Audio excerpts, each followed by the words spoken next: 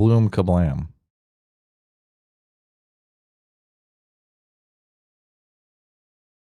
Hey, kablam!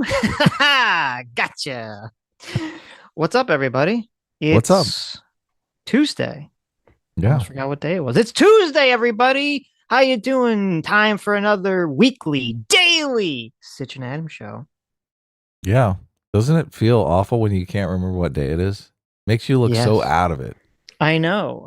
Well, it's when we start doing the shows every day, it like my number one metric for figuring out what day it is now gone. Do we So, stream? Yeah, exactly. yeah, Exactly. exactly. Now we just Adam is stream sick. every day. Okay. He is very sick. He was very sick yesterday. That's why he's a little low energy. So everyone just give him some love. Low energy? What are you talking about, Sitch? Adam is never low energy. Oh, okay. There you go. I can turn it on and off. Look, I'm here for you guys. You guys expect an exciting show. We have an exciting show for you today.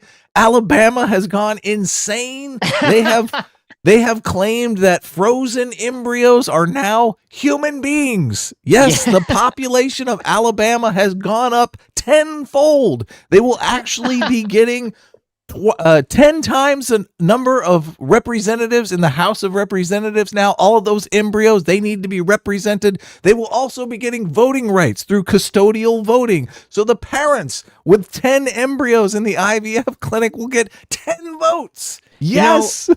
You're saying this as a joke, but that's actually incredibly fascinating. If the Supreme Court in Alabama is ruling that frozen embryos are children, yes, should they not be counted in the census then? Of course they should. Like, that's actually really fascinating. I'm curious if someone will. That'd be an interesting way to bring this case to a federal court. Yeah, to say, exactly. Oh, I'm suing the federal government for not including frozen embryos as people. That would actually be really interesting. Yeah, they should be counted. Yes.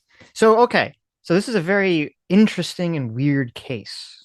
So basically what happened was there was two people or two couples who were using in vitro fertilization, and they had done so successfully.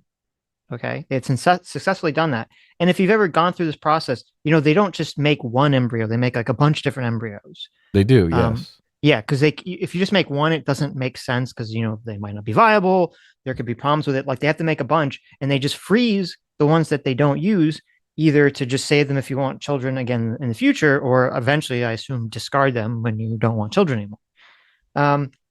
So there was a family that had done this process. They had successfully had a child, but they had leftover embryos that were being stored in a hospital. And somehow, and it's very weird, in the opinion that I read, that was just the Supreme Court opinion, didn't really go into specific details. Somehow, like a weird, crazy person, maybe they were on drugs, maybe they had some brain issues, like who was a patient at this hospital, wandered into the room where they were storing the embryos.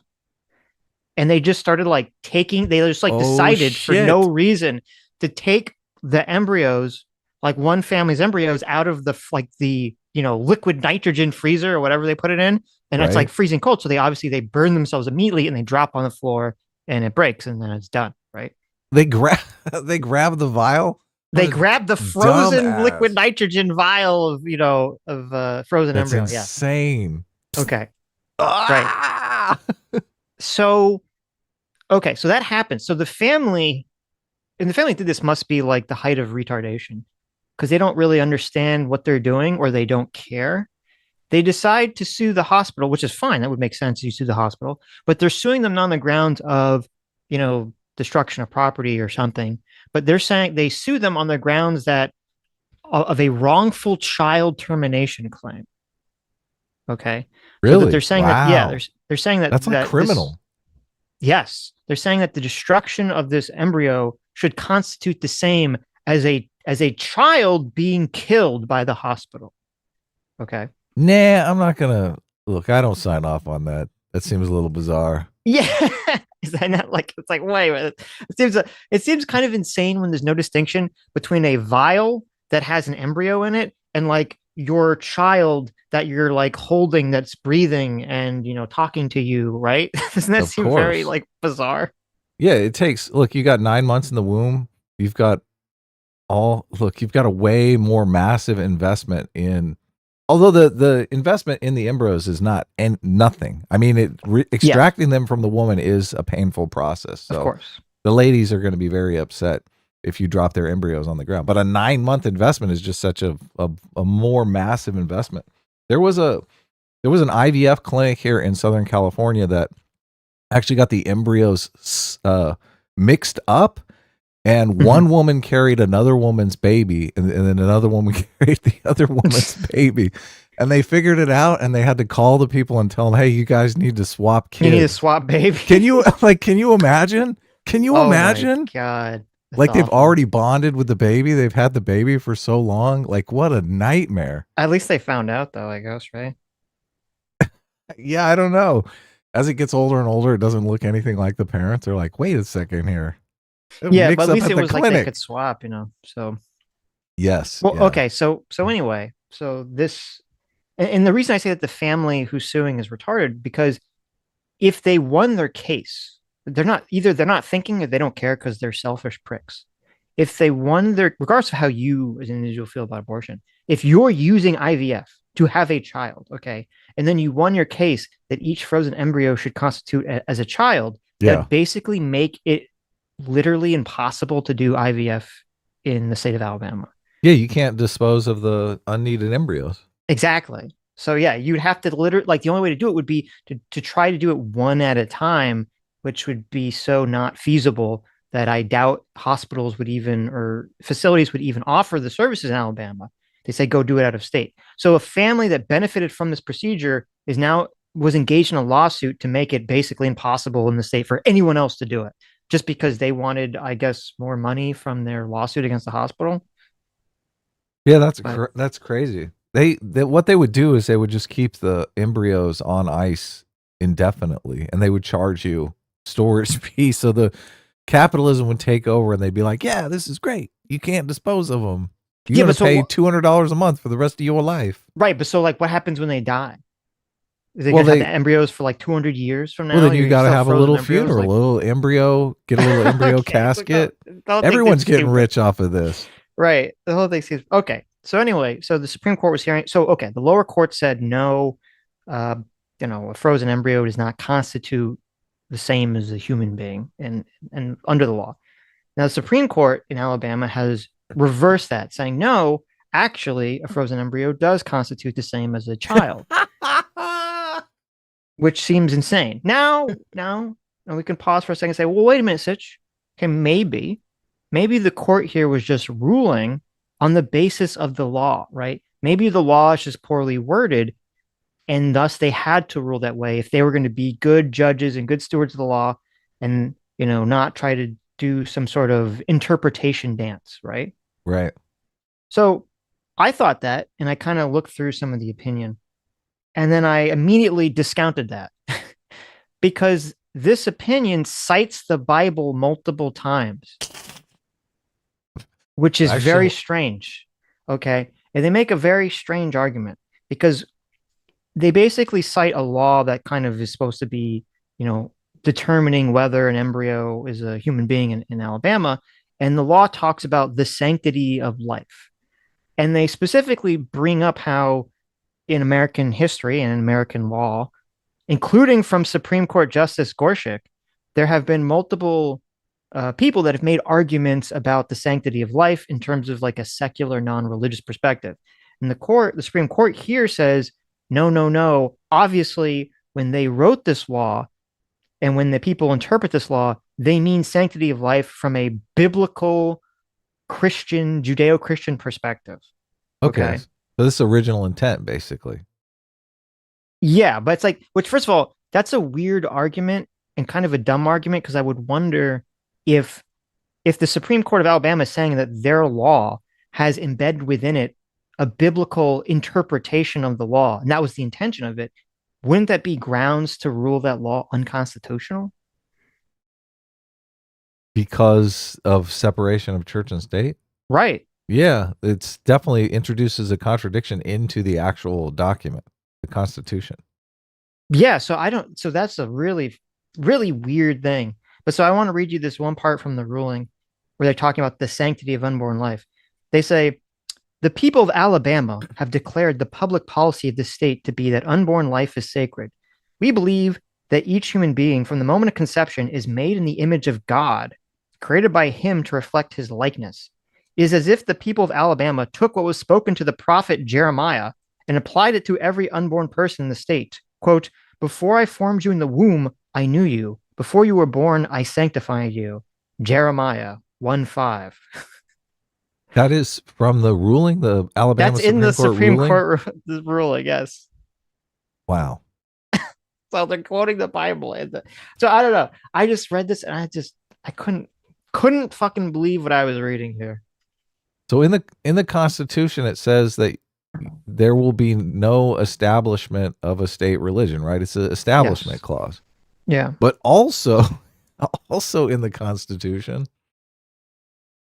Judeo-Christian values are established as the norm, or the original intent norm. That seems like a massive contradiction. Most of the founding fathers were thought of as deists.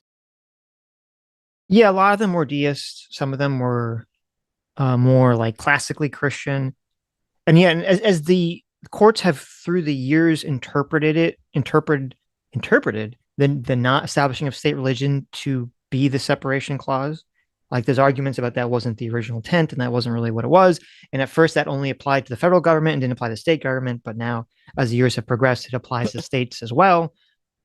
So it definitely, it's super weird to me that not only would the Supreme Court in Alabama rule this way, but that not only would they cite the Bible, but they would basically, my understanding would be they're basically creating a framework that this could be appealed to the Supreme Court and be overturned just because they're ruling, at least this aspect of it, that religion was the intention behind the law itself, which should make it unconstitutional because it would be using a religious basis as a foundation for a law. So not a good idea. A very bizarre ruling. So where do you think this is going to go? As I said, I wouldn't be surprised if this gets knocked up to the federal Supreme Court and overturned. Right. Or it could just disappear and no one cares about it. I don't know. I mean, we're having this weird situation where the red states are becoming more and more on the abortion issue, more and more extreme, more and more disconnected from the blue states. And the blue states, obviously, the opposite direction from each other on this one issue. Right. So now, if it wasn't for all the immigration stuff, if it wasn't for Biden's age, I think this would have been like a huge national story. But I don't know how much people care about abortion stuff now because everything's been overshadowed by immigration, economy, and Biden's age. Which the Democrats basically threw away their like number one card, I think, against the Republicans in the coming election. We talked a little bit about that yesterday. Mm-hmm. How 6 months ago we would have told you this whole election was going to be abortion, but now it's just with the immigration issue. Nobody cares. They're like, my city is not safe. Right. Carjackings are getting out of hand. Right. I can wear a condom until we get these carjackings under control. Yeah, no, that's a good point. People are more concerned about, obviously, that their imminent safety, and they're more concerned about sort of like walking around and seeing illegal immigrants and homeless people and crime is more pressing than the possibility of getting pregnant, right? Yeah. So yeah. People always organize their troubles into some kind of hierarchy. So, and when election time comes around, they do the calculation. Yep. Yeah. Okay. Let me read some supers. Moondoggy for $10 says, here's some money for pissing off the lollipops. Love you guys. Well, thank you, Moondoggy. Boof Ski McGee for 13 months says, Alex Jones was freaking out about the Alabama keeping fetuses alive a few years ago on Rogan. I wonder if this has anything to do with it. It only has anything to do with it in terms of there were arguments presented in the case that if you didn't say that embryos were the same as children, then the people suing claim that would also mean that any like premature baby wouldn't be the same as a child, and even any child that was born through IVF would not be the same as a child, which I think is a ridiculous argument, but not directly. Short stack goblin. Short stack goblin for 2 hours says, "Will I get life in prison if I jizz in my socks in Alabama?" I listen. I wouldn't recommend it. That's all I I'm hope gonna you're say. not wearing those socks after that. There, yeah. Well, you can't wash them because that could be a crime. That could be a Jeez. crime. M8566 for $5 says, "Hey, Sitch, what's your favorite episode of DS9 and why is it in the pale moonlight?" Ooh, that's a good question. Pale Moonlight, that's the episode where Cisco creates the fake video to try to get the Romulans to fight against the Dominion. That's a good episode. I don't know if it's my favorite one. I'd have to think about that. It's been a while since I've watched DS9, so they all kind of merge together in my mind. But that's a good episode. Back when I was in my 20s, they always played The Next Generation at 11:30. They had the news on network television at 11, and then at 11:30 was The Next Generation. And obviously it ran for season after season after season, so there was infinite number of episodes. And we would normally we would be going out to bars and whatnot, looking for love, Sitch, looking for a romantic partner to spend our lives with. And we would always kind of survey the scene around 11:30 and think, is Star Trek The Next Generation better than this environment right now? And 9 times out of 10, it was better. So we would go home and watch The Next Generation. So I've seen like all of Next Generation, but Deep Space Nine, not really, never engaged with. So I don't know any of the lore around it. Well, it's interesting because like Next Generation is obviously the most iconic, probably what most people think of when they think of Star Trek, unless they were older and watched the original series. Right. But I think DS9 is better in terms of Then The Next Generation? Yeah. Wow. Like if you watch Next Generation, if you've never seen Star Trek and it's all dated, but if you've never seen Star Trek and you sat down and you watched Next Generation, first of all, the first season is really bad. But even if you started from like where it got good, it would still seem very dated by today's standards. It would be hard for someone to watch, I think. Really? But, and DS9 holds up? DS9 holds up more. Okay? Wow. It holds up better. It feels more like a contemporary show, where Next Generation feels more like old-fashioned, I guess. So I like that actor. Is he Irish? Oh, the Chief O'Brien? Yeah.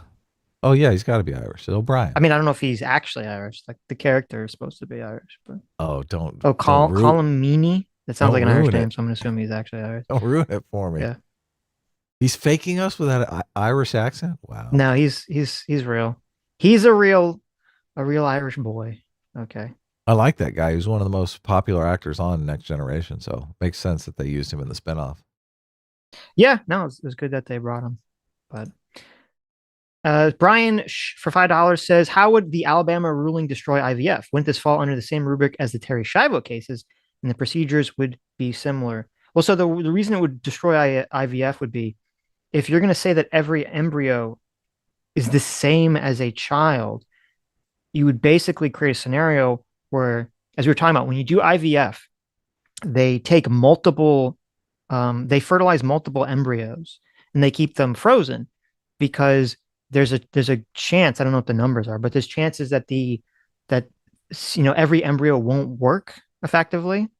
So they have to, and it's like, it would be very painful for the woman and also not be super expensive if they had to basically extract an egg from her, like one egg, right?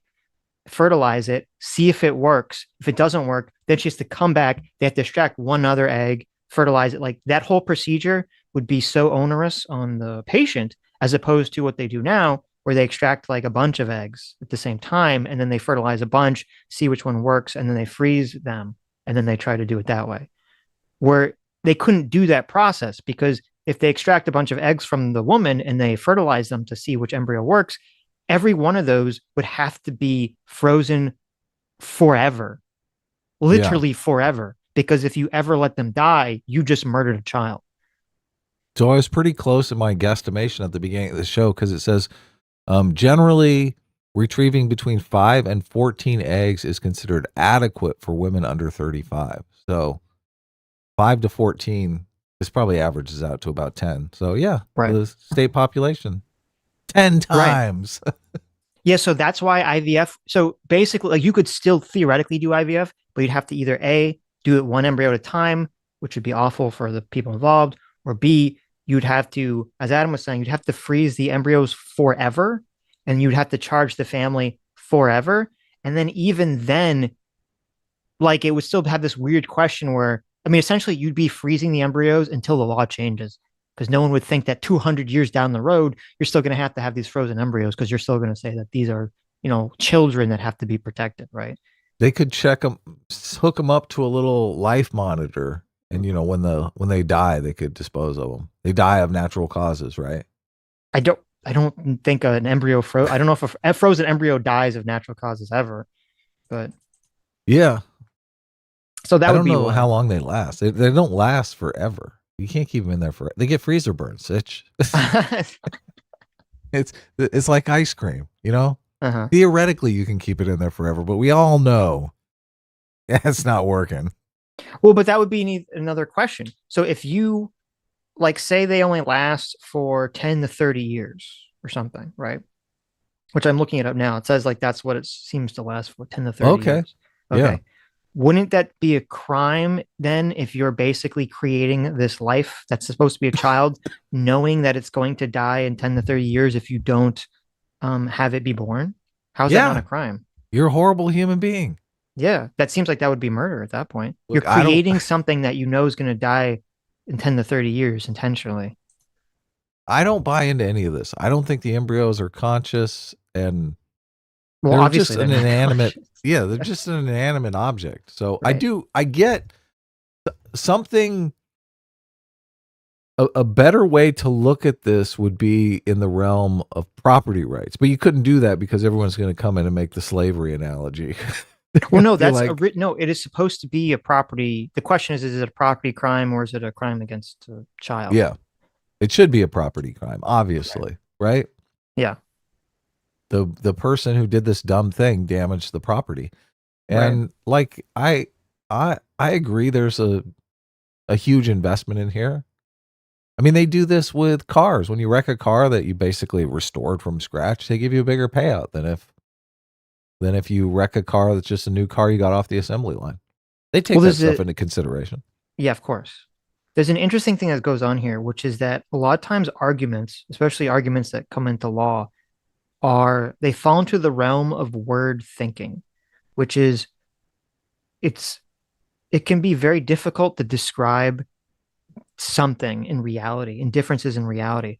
So you have to rely on these sort of human mouth sounds to get a point across. But very often the human mouth sounds don't adequately explain all the various differences between things. So, for example, you all listening, everyone listening, knows that there's a difference between a 5-year-old child and a vial that has a frozen embryo in it. Like everyone knows that those are different entities, and everyone, presumably everyone, if you were on a trolley problem and there's a trolley is going to hit a 5-year-old child or a frozen vial of embryos, you're all going to choose for the trolley to hit the frozen embryo. Like 100, every person that's like not insane, right? It's going to choose that. I would even say that you choose to hit 100 frozen embryos over one 5-year-old child, 1,000 frozen embryos over a 5-year-old child. So there's obviously a difference between these two things.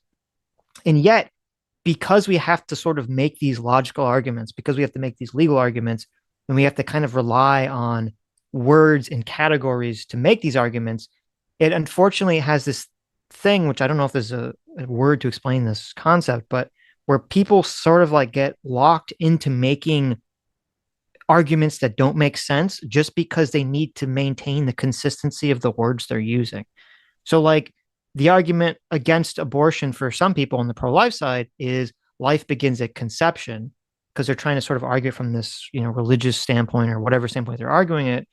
And it's like, okay, you can sort of make that argument, but then that bleeds over into realms that become totally irrational, like this frozen embryo argument, where obviously we all acknowledge that there's a difference between a frozen embryo and a 5-year-old child. and it only gets basically argued that way to maintain a consistent argument, even though we all know it's not true, just because we have to use sort of not improper, but because we have to use Imperfect. non-precise language to describe these concepts.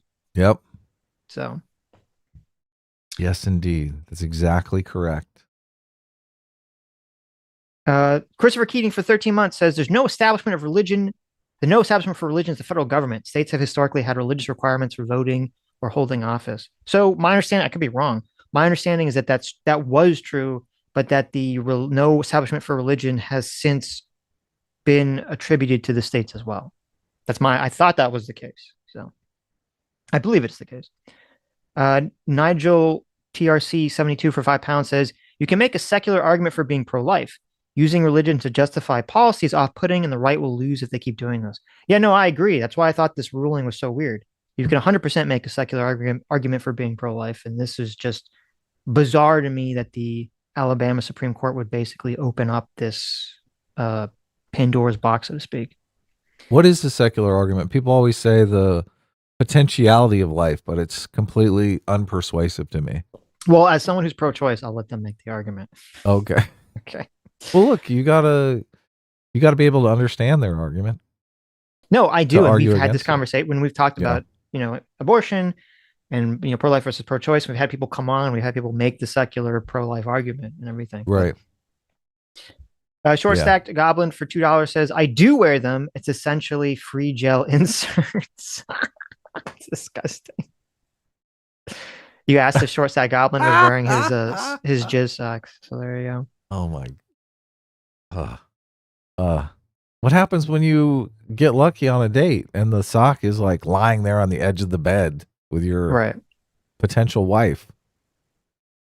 That's not good. That's uncomfortable. There you go. Yeah. Jonathan Smith for $5 says, no, that's not logical. He would still harvest the same amount of eggs. They would only fertilize one of them at a time.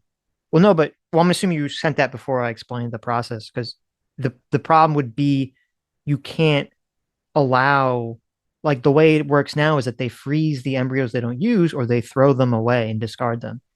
And if you said that the embryo is a child, you could 100% not throw them away at all, because that would literally be murder. And then you'd also have to run the problem where you'd have to freeze them indefinitely until they die naturally. And even then, as I said, you would run into the complication of, wouldn't that still be a crime essentially to create this human life form that is not going to be able to become conscious and then live if it's a child, right? Like, wouldn't it be a crime to intentionally create a child who's going to be in a coma forever? Like, wouldn't that be a crime? Because it seems like that would be a crime. Yeah, so, false imprisonment. So, I could see how that very easily would be applied to the embryo situation. Brian for $20 says, I don't understand how that's different than Terri Schiavo case. She was a human being that was taken off life support because she was almost certain to not wake up. Why can't the same logic be used to the embryos? Well, I guess I'm confused as to how it's related to Terri Schiavo case. Terri Schiavo was a woman in Florida who, I believe she was in a coma. She'd been in a coma for I think 10 or 15 years, like a very long time. Didn't seem like she'd ever wake up. And if she ever, she was basically brain dead, I believe. And there was sort of this, the husband wanted her to be taken off life support and their parents didn't. And I believe that was the case. It's been a long time since this happened. And there was sort of this back and forth between them. And that's I don't see how that's related, because that's a situation of where you have a human who is a living, breathing, conscious human, and then they're now in a vegetative state. And the question is, should you take them off life support or not? That's very different than saying, I'm going to create an embryo, a human that's basically in a coma. I'm going to create this embryo and I'm going to freeze it forever until it dies, right? I guess I don't see how those things are related to each other. They seem very different to me. TL152 for $5 says, so does this mean that firing off some knuckle children into tissue and throwing it away could count as child abandonment? This is insane of a ruling. Well, it'd be funny to say. It wouldn't. It wouldn't. It's funny to think so, but it wouldn't, because the argument is that there's a difference between a fertilized egg embryo and your sperm, right? On its own, your sperm on its own does not constitute a human, but it's funny to meme that'd be the case. Buster Phil for 12 months says, hey, kablam! Did you ever watch the Kablam cartoon? I'm just here to say, behold my 1 year of free will, freeloading. Thanks, JMac. Like the stream. Well, there you go. Thank you for the 1 year of free will, freeloading from JMac. Yeah, that's awesome. Yeah. And of course I watched Kablam cartoon. That's where I got it from. This Kablam! Kablam. I still remember, what was it? Justice League Now. With the Stinky whenever I see Scuba Steve's avatar, I think of Stinky Diver instead Oh, of Scuba really? Steve. Yeah. Melt Wow. Man, Thunder Girl. And there's the guy who was naked, I forget his name. Totally strong and totally naked. Kablam was great. Jonathan Smith for $5 says, again, it's not logical. An embryo itself is not viable. Again, only fertilized one at a time. By your logic, women murder every month. No, no, no, no, no, no, no, no. Okay, first of all, it's not my logic. First of all, it's not my logic. This is the state of Alabama's logic. Okay. Secondly, there's a But difference it between. is an interesting point that they do ovulate every month and But dispose no, of no, no, no, an. no, no, no, no, no, no, no. Okay. Okay. An embryo, and maybe I should have been clear here. An embryo refers to an egg that has been fertilized by a sperm cell already. Okay. I think that's the case in IVF. They No, usually. that is the case in IVF. Okay. They take the egg from the woman. I missed my understanding of the IVF. They take the egg from the woman, they take sperm from the man in a petri dish outside the womb. They make them join together so that they starts to create the embryo. Okay, so it's a little cell that has a teeny tiny embryo in it, which then they take that and they implement that in the woman, and then it grows into a baby, presumably in the womb. Okay. So what do they call the embryo? So the process is the woman produces ovum, and those ovum are taken aside, and they usually test those ovum before they marry them with sperm. So, of course, right? They don't call them ovum. They do call them embryos in IVF. I'm pretty certain of it. No, I don't. I don't believe so. I believe. Well, I don't know, but but they're taking eggs from women. Okay, an egg and an embryo is different. An egg is just an egg, an unfertilized egg. Okay. Right? Yeah. Like, think of it like, when you buy eggs at the store, like those are unfertilized chicken eggs. That's why when you crack it open, there's no baby chicken inside. It's just an egg, right? So they're taking just the egg from the woman, and when a woman has her period, it's just an egg. It's not fertilized. It's just an egg and the uterine lining that she's bleeding out. It's not an embryo. And what they do, so the problem with IVF, well, here's the question, because my understanding is, and I could be incorrect here, but my understanding is with IVF, they take multiple eggs and then they fertilize a bunch of them and then they store the frozen embryos. I don't think they store the frozen eggs and just keep them frozen and then they only make the embryo before they implement it. I believe they make a bunch of embryos. Yeah, I think you're correct. Because they want to test all the embryos. They do genetic testing after they're fertilized, yes. Exactly, right, because they want to do genetic testing on all the things. And so then they store that, they freeze all the embryos. And you don't know if it's a boy or a girl until you do the genetic testing. They can't test the sperm. They don't know. Right. So they basically fertilize the egg old-fashioned style to let the sperm fight it out. And then they take the fertilized embryo and they do a bunch of genetic testing on it. But the embryos also, once they're fertilized, I think they let them divide up into 250 cells. Mm-hmm. So they can take out some of the cells and do the genetic testing on. Right? Right. It's not just one giant cell. Now, I guess, actually, I didn't think about it. I guess what they could do instead, which would still be a lot more expensive, would be they'd have to essentially extract the eggs from the woman, get a bunch of sperm from the guy, and they'd have to fertilize them one at a time, but they'd have to keep, like, you couldn't make a bunch of embryos and then test them. They'd have to make one and then freeze everything else until they were going to do it one at a time. I guess I'm assuming that's what you're trying to say, John Smith. And that's what they'd have to do. The problem with that would be, what do you do? What does the hospital do if, say, they take an egg from a woman, they take the sperm from the guy, they freeze it all, they take one egg and one sperm, they unfreeze it, they make an embryo. Oops, turns out that embryo has like some sort of massive birth defect. Are they allowed? Right. What do they do with it then? Is a woman forced to carry that embryo to term? That's why they do the genetic testing before they ever implant the embryo. Right, but I'm saying if you're saying that every embryo is a child, Right. you couldn't get rid of that embryo if it has some No. massive birth defect once it's fertilized. No. You should put the Down syndrome embryo in for like a prank. Sitch, that's not funny. That's the wrong response. That's terrible. That's surprise! Your kid has Downs. You're Sarah Palin now. It's pretty interesting. So yeah, I don't know. This ruling has a lot of weird downstream effects, but a lot of downstream effects. There you go. Jonathan Smith for $10 says, I think we're having a problem here. You don't harvest embryos from a woman, you harvest eggs, but then the harvest many eggs, inseminate one egg, check to see if it is viable, only inseminate is needed. Yeah, I'm assuming you sent that right before I just explained that exact process. Yes. But then it would still lead to the problem of that's what they call them. They call them eggs. That's what they call them. What do you do if the embryo has birth defects or something that you don't really want? The parents don't want, right? So they harvest eggs and sperm. They make a Lucifer the Doberman. That's right. Lucifer Doberman, thanks so much for being a free seeker for 23 months. Look at that. Almost 2 years. Holy crap. Look at that. Almost 2 Our years. Chief instigator. I know. I think that means, I'm assuming that the 23 months is the longest so far for everyone. So he's going to get the gold. Yeah. Yeah. Next month, some people are going to get the golden icon for being 2-year members. Look at that. The golden pyramid. You've made it. Almost 2 years of imaginary free will. Oh, how the time passes. It's not imaginary. This free will is real and ethically sourced. Okay. And definitely 100% not from Asian children in a basement somewhere in New Jersey. I always say ethically sourced. It makes me wonder, like, how do you unethically source? From Asian children in a basement in New Jersey. That's how you get your cheapo depot free will, Adam. Oh, okay. Yeah. Okay. Anyway. So we moving on to Hunter Biden? Not the Hunter Biden. Hunter Biden. The big guy. Yeah. Joe Biden.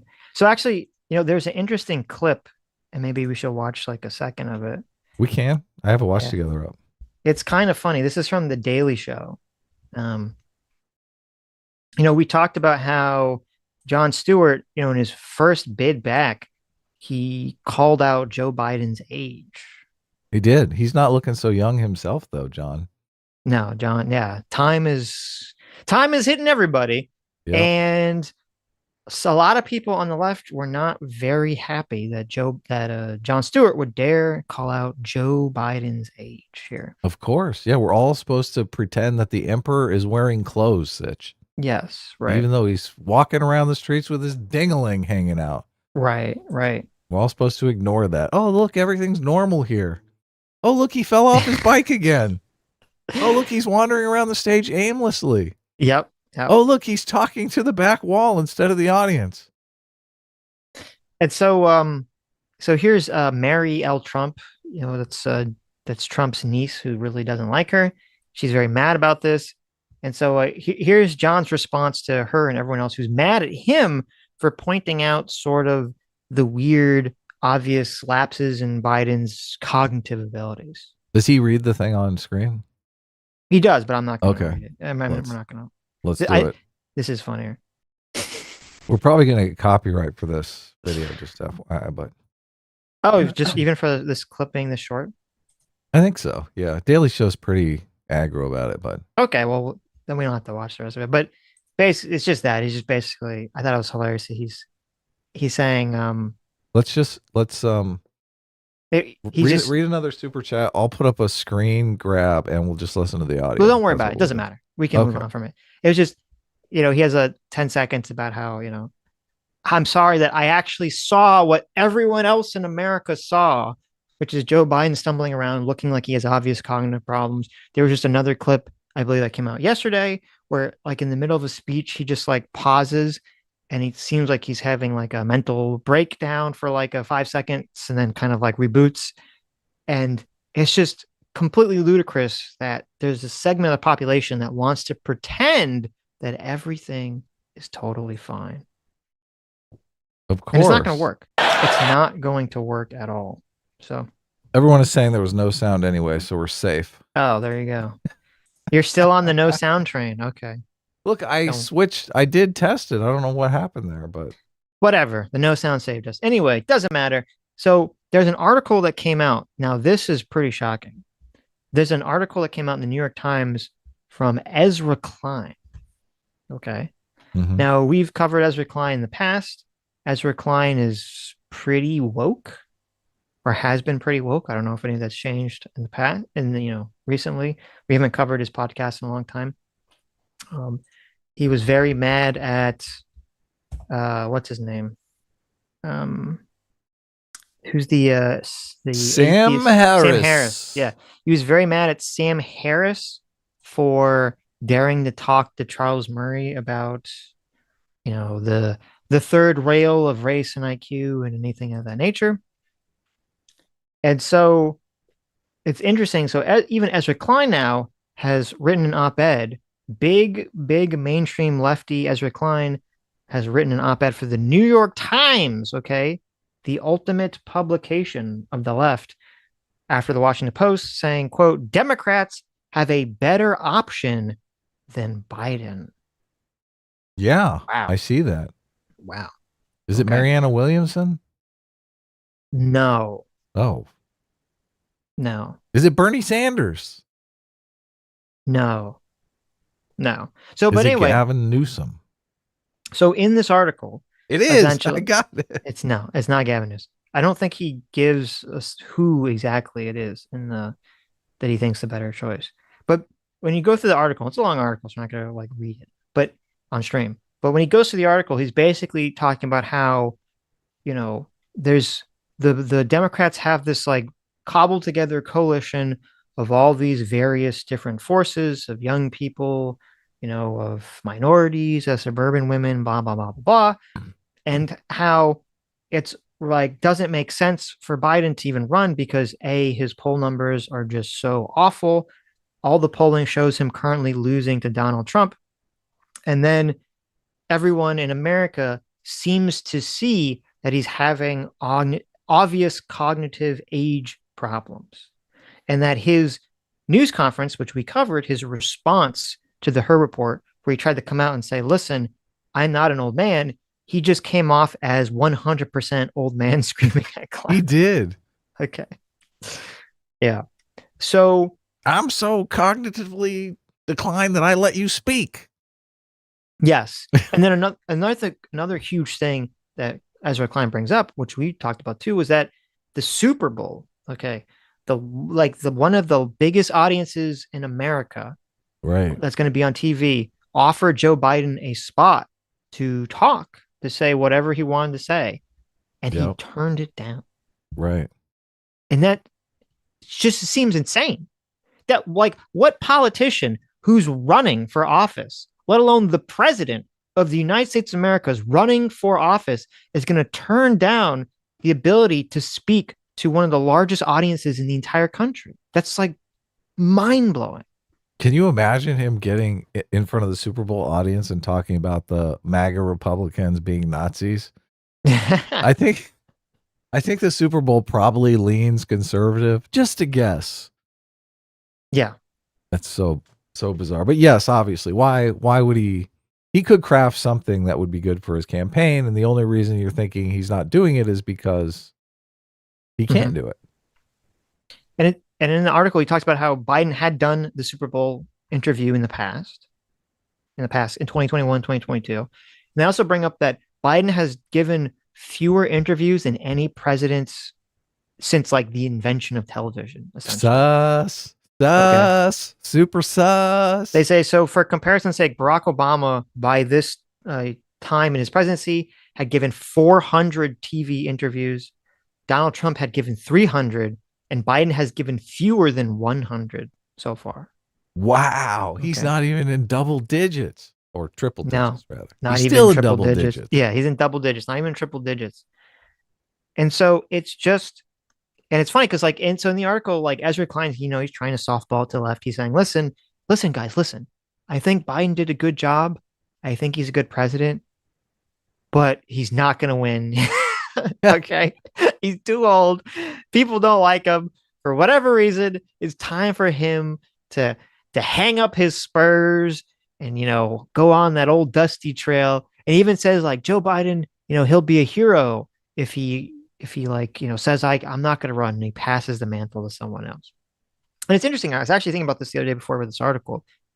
Joe Biden's entire legacy, if he doesn't like pass the mantle to someone else, and Joe Biden runs again and then loses, which is very, very possible, maybe even very likely, his entire legacy will be destroyed forever. Yeah, I was arguing with someone on Twitter about this. I was like, he's going to be remembered as the guy that lost to fascism. Like, it's over. Yeah. Because he will be remembered. Like, look at how Hillary Clinton, people soured on her because she lost to Trump. It's going to be even worse than that. Anything that even people on the left think that Biden did well in his first term will all be forgotten. He'll only be remembered as the old man who was too old and egotistical to basically hand the reins to someone else, someone who could possibly win. And that's how he will be remembered forever in the history books if he doesn't do this. And if he does turn the reins over to someone else, even if that person loses, he will be remembered as a legend. He will be the one that stepped down in the moment of crisis when the nation needed him to step down most, gave up his own selfish interests and did what was right for the country, just like George Washington did back in the day when he decided to go back to Martha's Vineyard and retire, right? Yep. Well, Biden really screwed the Democrats over, because even if he steps down, like if he steps down now, it's going to mean that the DNC is going to essentially choose who the candidate is. And that's going to cause all sorts of problems, because then Trump is going to be able to say when they run, I was chosen by the people. You were chosen by the elites. Okay. The Democrats even get the vote on you. You were just chosen by the deep state. Oh, yeah. And that's going to be right. And that's going to be hanging over whatever Democrat candidate, was running. And that all could have been avoided if Biden had just from the beginning say, I'm not going to run again. So they could have had a normal primary. Cenk Uygur is running for president. He's a host of the Young Turks, who, if you haven't watched him, they're a progressive news show. He's running for president and trying to get control of some delegates and saying that those delegates will be useful if there's a fight for the nomination at the nominating convention. So that makes me think that Joe Biden will control. If Joe Biden goes to the convention with a bunch of delegates, can't he just assign those delegates the same way Cenk Uygur intends to assign his delegates to whoever he thinks is correct? He can, yeah. Okay, so that the party elites wouldn't necessarily be picking. Joe Biden would. Joe Biden. Well, it depends when he drops out. My understanding is, right, how late in the game he drops out. So yeah, it could actually be Joe Biden as the person that dictates it, and that could be the plan. That's the plan. Yeah, that is the plan. For all we know, is that Biden actually doesn't plan on running, but he's going to pretend like he is, so that when he gets a nomination, he can then turn around, or when it becomes close that he's going to get the nomination, he could then turn around and dictate who gets his votes at the DNC committee here at the DNC convention. And I don't know, maybe he's going to choose whoever sucks up them the most. Maybe he's going to choose whoever promises not to go after him criminally or his son criminally. Like, who knows what kind of crazy backroom deal could be crafted, because he would essentially be handing over the presidency himself, right? Or his team would be handing over the presidency, or the potential presidency, right? If this is the play, Biden wins the nomination and then turns it over at the DNC convention, what would be the play with the Super Bowl? I tend to think you would do the Super Bowl spot, because there's no downside to doing it. Well, no, there would be, because if he does the Super Bowl spot and he comes out looking even, like, the more he shows up and the more he appears to be losing his faculties, right, the more the pressure for him to drop out quickly and immediately mounts. Okay, that's a good point. Yeah. So he want to minimize that so that he can hold on to it until the last second, so that he has the power to determine who they choose. Yeah, they don't want to fight here. They really don't. And this might be But the way that they're treating Dean Phillips might play into this idea that he is planning on stepping down because they don't want a primary fight for that reason. Because I've read that the Democrats are just, I mean, they're treating Dean Phillips like he's got leprosy. Yeah, well, it would be interesting. It'll be so if you recall in 2016, there was all this, word like commotion about who is Hillary going to pick as her VP candidate, kind of like how we all have with Trump. Who's Trump going to pick for his VP candidate? In 2016, there was all these names being speculated that were all like, kind of like who does Hillary need strategically to win, right? What, usually the thought process is you need to pick someone who's going to shore up some demographic that you don't have. So if you're white, you're going to want a black person or a minority or someone of Latin descent. If you're a man, you want a woman. Like it's all very kind of cynical. What do you Identity need? politics. Yeah, identity politics, very cynical. And this is even true for Trump, only it wasn't, for Trump's first term, it wasn't really based on identity politics, more based on he was like the outsider and he was kind of, not very religious, obviously. So he needed a vice president who was more like a classically religious, super religious conservative to kind of make the very religious evangelical Christians feel comfortable, right? That he would have this vice president. That is identity politics. I guess that's true. Yeah. It's true. Yeah. Christian identity. Yeah. Right. It's Christian. But so then Hillary kind of eschews all that and she chooses Tim Kaine. And Who Tim nobody knows. Everyone's like, who is this guy? Right. And it was like that was a weird choice because he's just some like random white guy from Virginia. And you're like, huh, that seemed to be like he wasn't even on the ballot, of the choices. And the reason that she chose him was because, he was the chair of the DNC. And he basically, when he was the chair of the DNC, I forget the exact specifics what he did, but he helped Hillary in some very key way secure, the nomination or some power that she needed, essentially. It's so quid pro quo.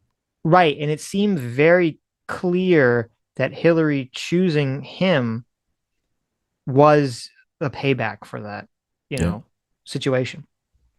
So it could be very clear. So that's why it's hard to say who would Biden choose because people are going to say, oh, he's going to choose someone based on like who he like. When they say that, they're thinking who's a Democrat that could possibly win, right? And they're going to run those metrics. None of that may matter. It may literally be who can suck up the Biden or suck off Biden the best would be the one that he's going to turn over the reins of. And it could be someone that has no chance of winning whatsoever.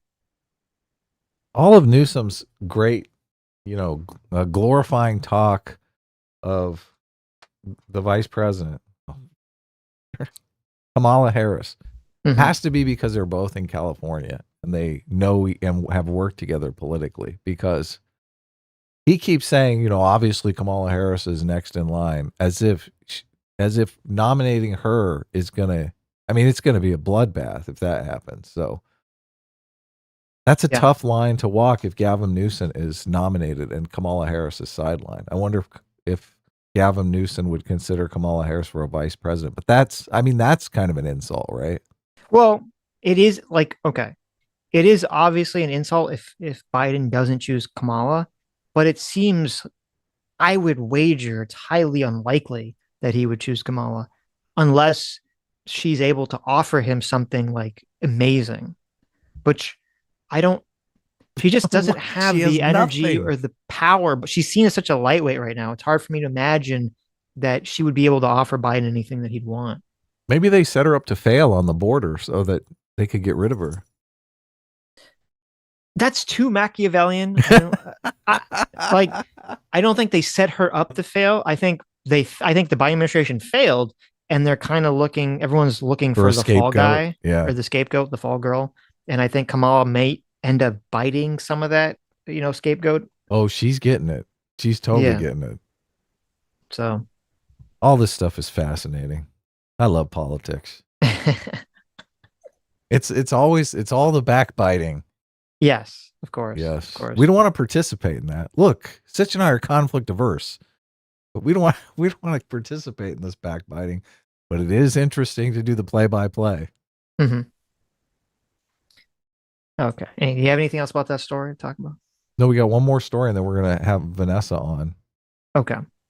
Yeah. Let me read the Stug for 2 hours says the best comedy is the comedy you can't hear.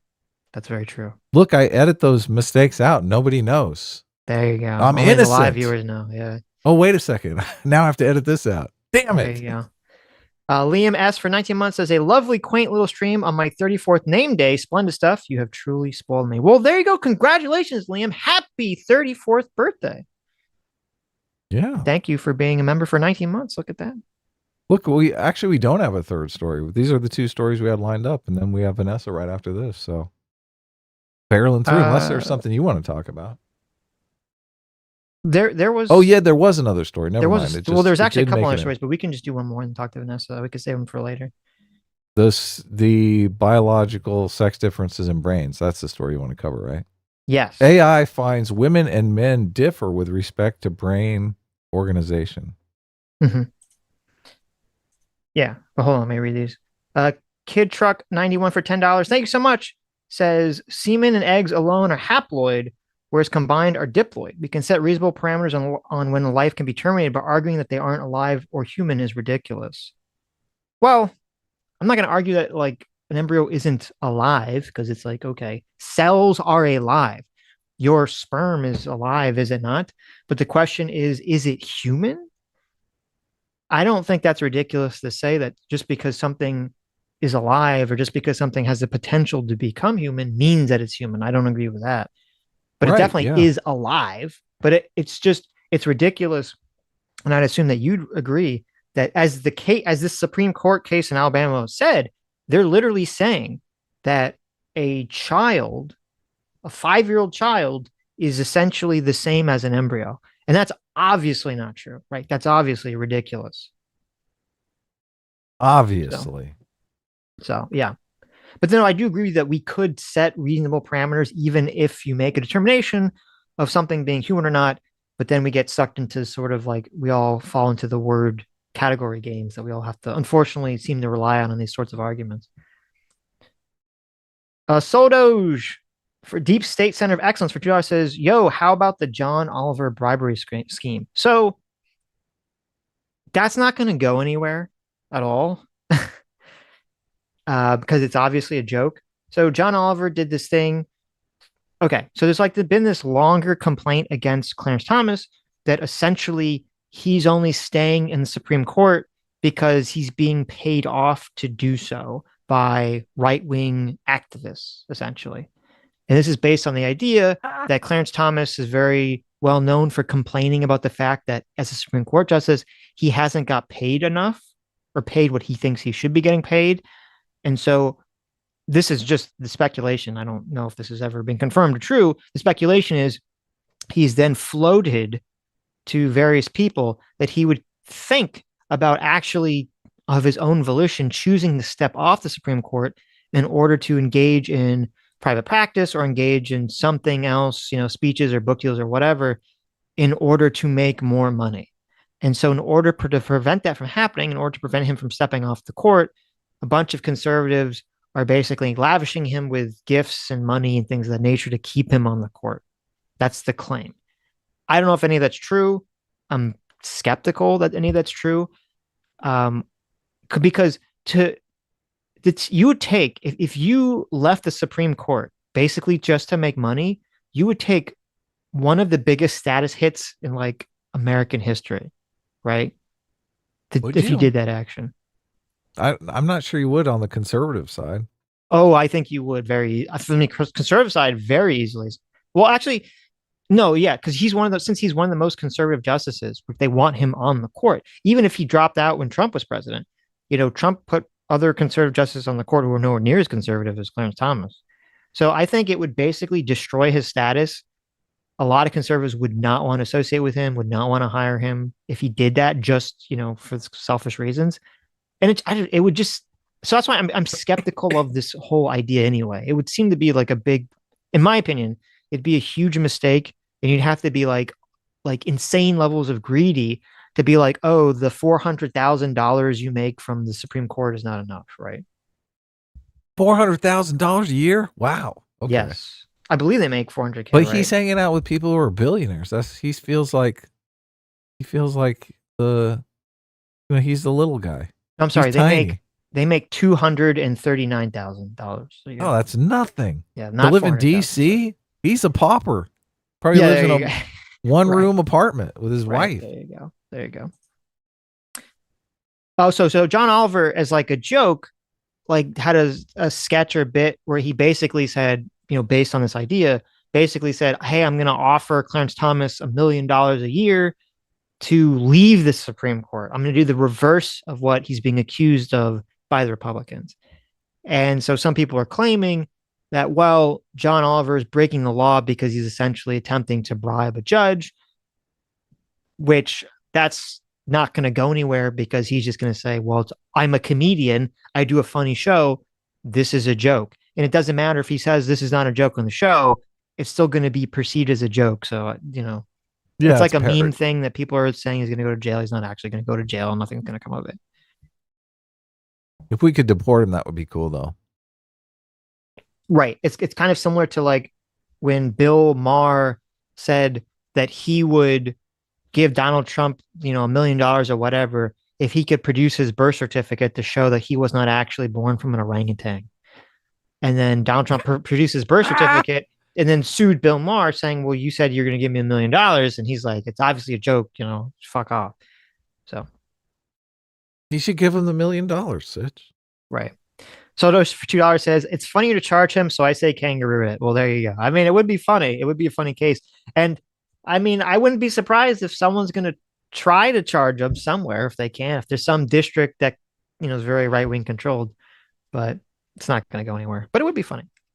And 48 for 14 months says Wasserman was the DNC head. Kane gave the spot to a Clinton crony for VP. I assume illegal activities require a crony. Oh, that's right. Yeah. So Kane gave the DNC head to Wasserman, and Wasserman was a Clinton crony. So it seemed like this was sort of the payoff for that. So yeah, thank you. That is what happened. Sketch for $5 says there's still plenty of Democrats who will vote blue no matter who the candidate is, as long as the opposing candidate is Trump. Oh yeah, there definitely are. The question would be the two questions are if Biden runs or if Biden drops out and chooses someone else, will they be able to get enough swing voters, and will they be able to get enough? Will they be able to motivate enough people to come run against Trump? Which they still could, because basically Biden won only in the first place because no one liked him. They just didn't want Donald Trump. So it's very possible that that same energy could manifest in this 2024 election. But I I think, feel like it's less likely. yeah, the Gaza thing changes everything. Completely changes the dynamic. It's impossible for him to say that Trump is a fascist and a threat to democracy when he's basically being framed as a fascist and a genocider in Gaza. Yeah, that really hurts getting the young people out. The immigration stuff's really going to hurt the swing voters. If Biden, another thing that there's talk about, which I'll say briefly, and maybe we'll cover it more when it manifests, is that there's rumors that Biden is going to use executive order power to do something on the border because the Republicans have, not signed off on that bill. Wow. And so depending on what that is, that could also piss off the same young voters who are pissed off by the Gaza situation. So yeah, he might have a real problem. He might have real trouble, motivating the young people to come out and vote. Yeah, everything I read says the younger vote put Biden into office. Yeah. Okay. So let's move on to this other story. This is very fascinating. So you know that we've all heard from the woke feminists for many, many years that there's no biological difference between men and women. Okay. Of course. And we all know that that's bullshit. Do we? Oh yeah. That is total bullshit. And you've read, and I read Why Gender Matters by Leonard Sachs. We've talked about this book a lot, and it kind of goes through the differences between men and women. And there was a very famous study that seemed to be totally bullshit, where a person had a bunch of brain scans, and they said, aha, if we look at all these brain scans there isn't any discernible difference between a man's brain and a woman's brain. So therefore, there's no biological difference between the way that men and women think. Okay. Well, new evidence has shown what we all knew, that was 100% bullshit. Okay. Exactly. Using that brilliant AI machine learning that is so popular nowadays, they have taken all these MRI brain scans, okay, all these MRI brain scans, and they've shoved them through an AI that they programmed to be able to figure out, the way it works is that essentially they would say, okay, we're going to give the AI 100 brain scans and tell it these are male. We're going to give it 100 brain scans, tell it these are female. And then we're going to see if it can use that information to create some kind of algorithm to make determinations about, whether it can figure out what is male, what is female. Right. And that's They what they show it one did. and don't tell it and ask it to discern which it is. Right. And that's what they did. And lo and behold, it works. They tested 1,500 brain scans, and the model was able to figure out whether it was a male or female brain with 90% accuracy. Okay. Right. 90%. That's a huge, huge successful hit rate. 90% accuracy. Yeah. 50% is chance. 40% above chance. Right. So 90% massive. That's a way better correlation than like almost every psychological study. But are those created. is that 10% trans people? Who knows? Well, that would be the interesting thing too, is if to really get this algorithm good, and then to see what happens when you start throwing trans people's brains in there, see what happens. Yeah, that would be interesting. But so this story is very interesting for a couple of reasons. Obviously, because further evidence, undeniable evidence that there is a difference between the way men and women process information and think. Easily. But here's something that's interesting too, because a lot of the algorithms work, it's not clear why it would you don't know why the algorithm's working. It's just working, right? That's kind of one of the problems with some of the AI. However, the researchers not only created this algorithm, they had access to this tool called explainable AI, which is another AI someone else created, which is able you somehow plug it into an AI system, and it's able to figure out how it's making its judgments. Wow. Okay. So it uncloaks the black box. Right. Which is one of the key things that we would need in order to make this technology even better, right? To be able to fine tune it possibly. Fascinating. Right. And so it figured out that basically what the AI was doing was that it was looking at various parts of the brain. One part of the brain was called the default mode network. That is a part of your brain that helps us process self-referential information. And also it was looking at the stratum and limbic network, which are often associated with dysfunctions and psychiatric disorders, including ADD, depression, addiction, schizophrenia, Parkinson's, autism. And the thing that's interesting is that these are all highly sex-specific disorders that have very different rates in manifesting between men and women. Like there are certain diseases, like schizophrenia, I believe, which will manifest. Actually, I don't remember if schizophrenia manifests more in men or women, but like these diseases will manifest more in one sex and then the other sex. And basically it was sort of looking at these areas of the brain and able to find differences between men and women. Fascinating. So we're figuring it out, Sitch. Right. I love the future. Yeah, it's gonna be very, very interesting.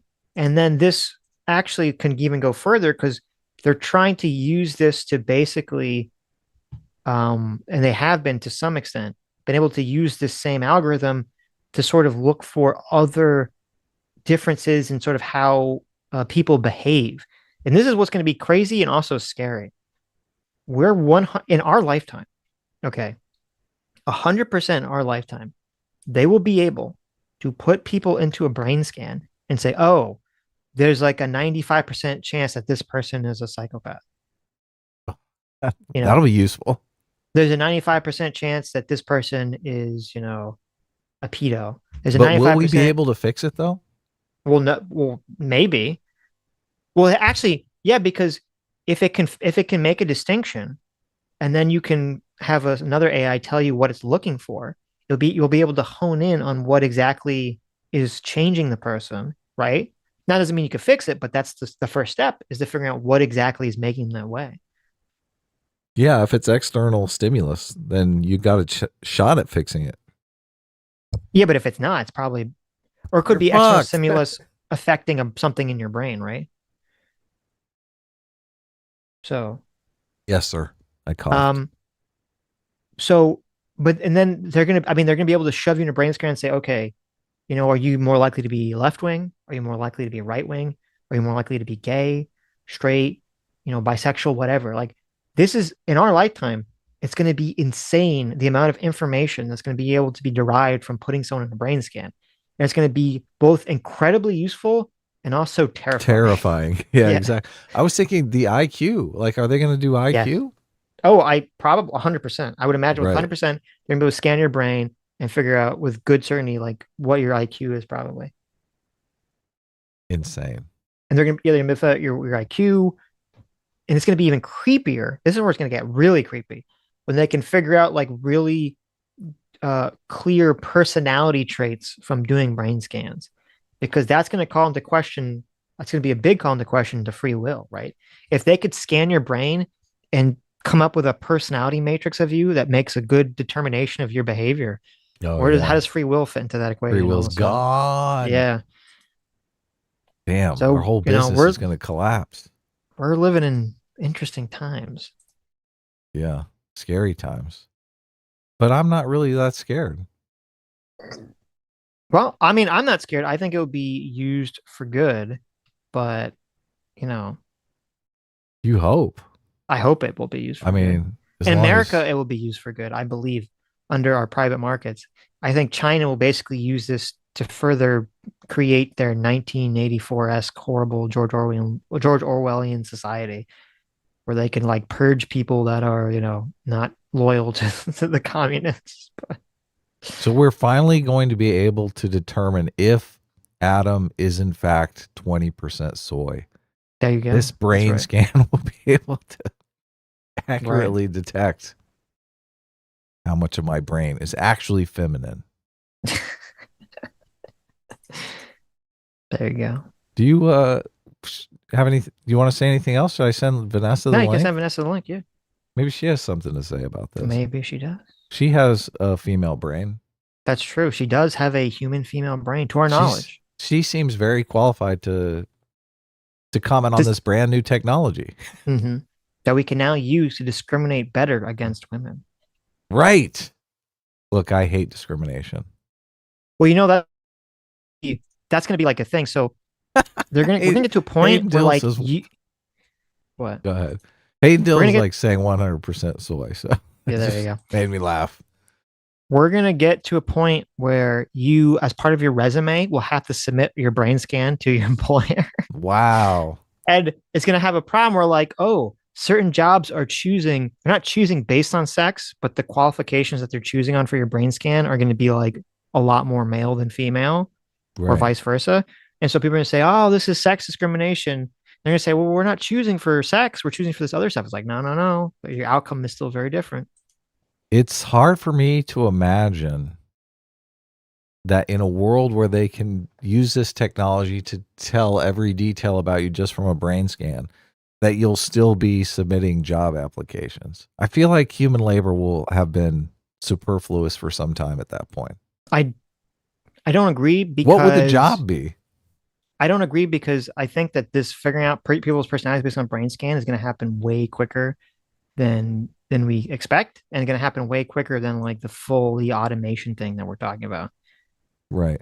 Oh, Because it this is just right around the corner. right, because I don't see why it would be that difficult to do this. Because all they have to do essentially is say, okay, we have to get people who have certain personality traits, certain disorders, certain political affiliations, certain religious affiliations, and you just tell an algorithm these are the people, figure out how to create an algorithm based on this in the brain, and then the algorithm does it. Yeah. And if it's there, it will do it. So this should be pretty simple for the algorithm to figure out, the AI to figure out. Oh, the chat just makes me laugh. Right. Cool. What is happening here in this chat? This is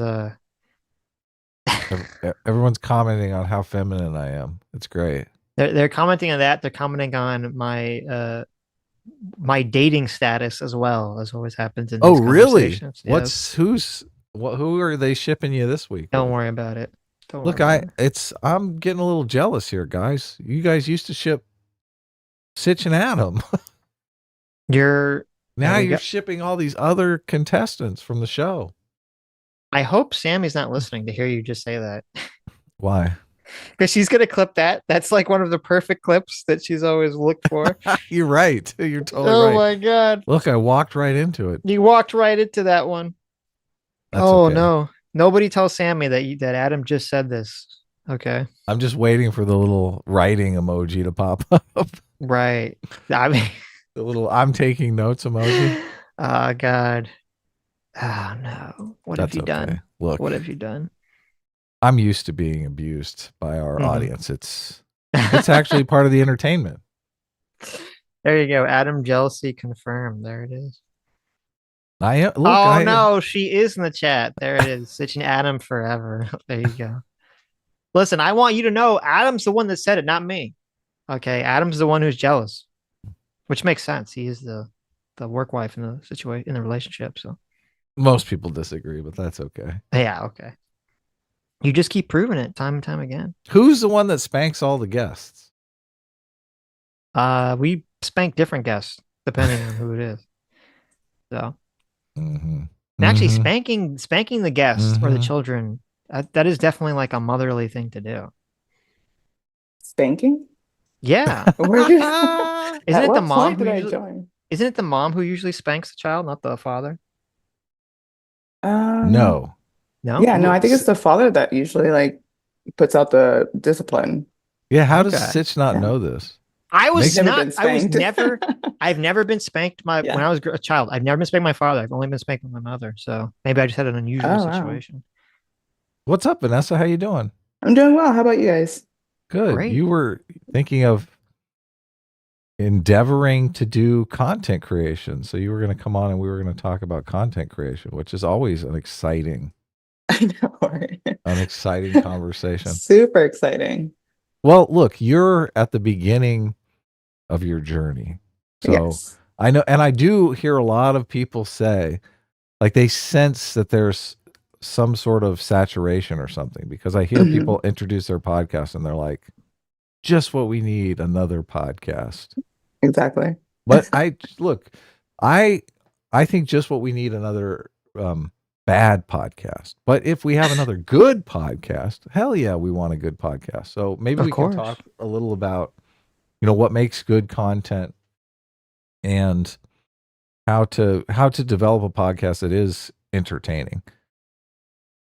Exactly. I mean, I've been still thinking through like exactly what I want to do. I might do podcasts or I might do like a combination of like interviewing podcast style, but including travel. I'm losing my voice already, but including traveling because my primary job allows me to travel quite a bit because I work remote.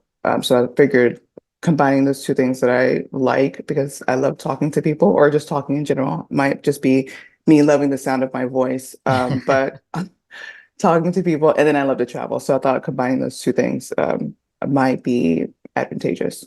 Well, you do have a For nice content. voice, so Oh, thank That's you. true. step Much in better the than right my direction. voice, so you're in a good track. Is this a picture of you, Vanessa? You're also Yeah, it is. It's my Twitter Okay.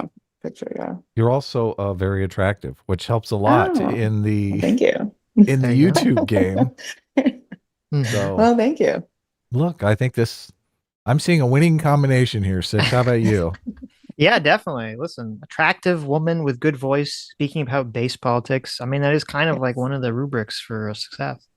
It is. It is. It is. But I figure like the market for Black women who has heterodox thinking is probably a bit saturated right now or sort of taken over by Candace Owens. I don't want to really be compared to her. Right. but- Yeah, but is she But heterodox? Candace Owens is like Yeah. crazy. We need like a non-crazy. Okay. Good point. Good point. She is crazy. Yeah, I don't see her as heterodox at all. I see her as, it's interesting that term heterodox. what heterodox is, but I think a lot of people, when they hear heterodox, they don't know what heterodox means. What do you mean by heterodox? So I guess just like a form of thinking, especially politically, that isn't typically assigned or typically considered for someone of my caliber. Like being a Black woman, I guess a lot of people would assume that I would fall into a certain lane for politics. Right. Yeah. Yeah. Like left wing. Yeah, pretty much. Cool. How did you discover the show? How long have you been listening? Off and on for a few years, actually. I think at one point I was watching consistently, and then the guy I was dating thought it was weird that I was obsessed with two guys. So, and he was Wow. online, so I did dip out for like a year. But I think I found the stream through Sitch's Game of Thrones videos because I was really upset about how it ended, and I wanted to find videos that was as angry as it was. So I found Sitch, and then I found the stream. And then I think at that point, I don't remember because I have a very bad memory, but I don't remember exactly what year it was, but I think it was still at the time where the two of you were still creating content on your individual channels. I joined Adam's Think Club, I think at one point as well. Nice. Yeah, so that was like back then, and then I fell off after the jealous boyfriend, and then I got back on. So we years won later. out over the Yeah. jealous boyfriend. Yeah. There you go. As we should. Yeah, As as we you should. should. Exactly. He was Yeah. terrible. How cool is that? And then I started watching a bit more, and I think the only time I started joining chat is when I actually moved out of Florida to Austin. I think a year ago is when I started actually like chatting. Oh wow, that's cool. Yeah. Austin is awesome. It is. You're like, There's a pause there.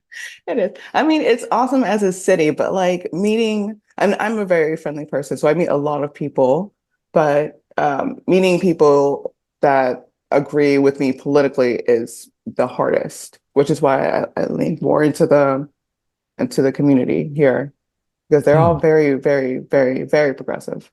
If we don't talk about politics, we have a great time, but they like to talk about it quite a bit, and I have to pretend like I don't know anything. It's just Wait, easier way. why? Why do you pretend?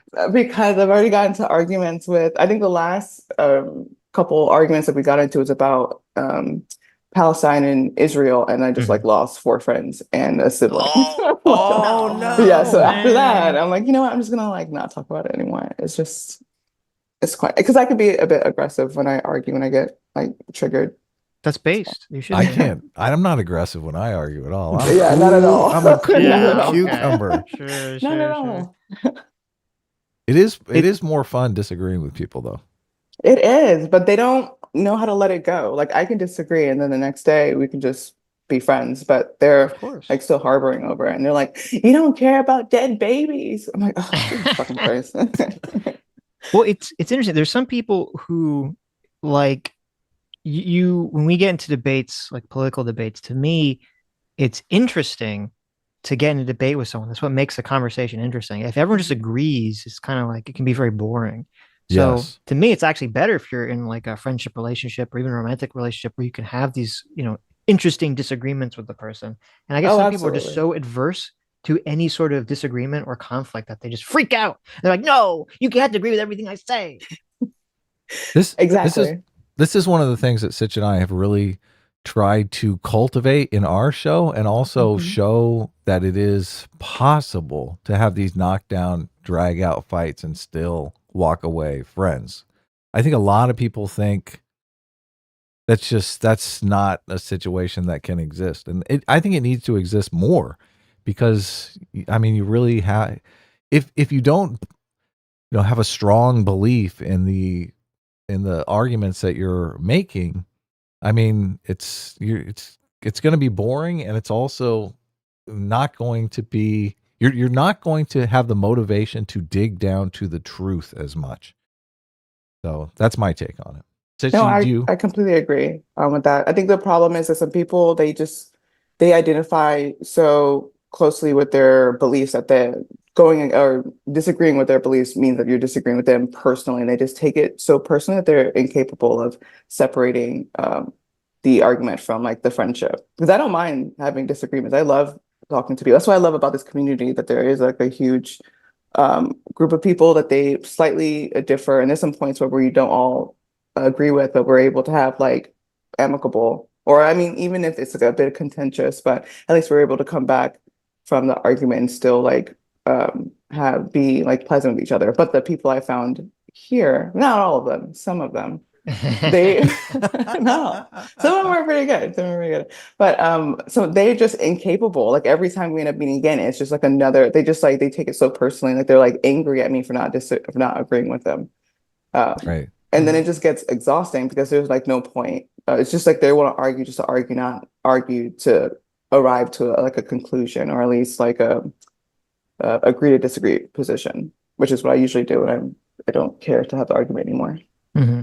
Yeah, that's a really good point that, people associate their positions, especially their political positions, as their identity. So it's like, if you disagree with me, you're literally attacking my humanity. Exactly. You're attacking who I am. How can we possibly be friends? But I mean, part of it is that number one, I guess I'm able to disconnect from that because I am very like forgiving, of people. Like I can, like, whatever happened yesterday, forgiving. I can Where'd usually you get that from? I can usually not from Christianity. I could usually forgive people. I think it has nothing to do with like morality. I think it's just because as a person, I'm very focused on what's in front of me as opposed to like what happened and what will happen. So it's just like my frame of reference is usually very present tense oriented as opposed to past or future tense. And then also because me and Adam, like, we talk so much about how we understand that our political beliefs and our thoughts and feelings are like based on all this like, elephant shit, all this wacky shit that we don't really have control of. So it's kind of silly to define ourselves so clearly by these beliefs that we don't really control or even cultivate. And so I guess we disconnect from that. Most people don't have that thought process. So it's just this identity is so important to them when you disagree with them. I completely agree. And it's unfortunate that a lot of people do feel that way because it's incapable, like it like renders them incapable to actually have like true discussions to arrive to like a real like the truth or some sort of like common ground with other people who maybe feel a different way. But I mean, so that'd be what you're gonna do. Exactly. That's great.